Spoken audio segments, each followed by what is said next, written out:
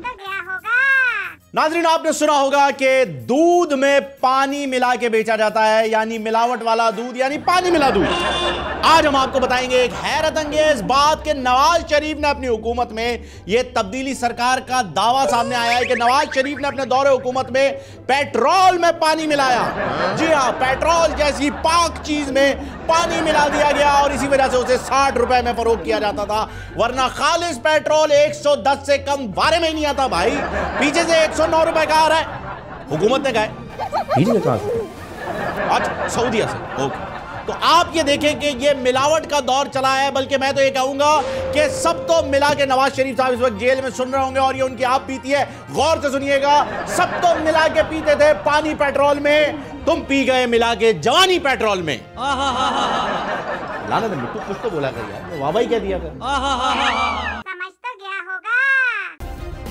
Subscribe करें और bell दबाएं ताकि कोई खबर रह न जाए।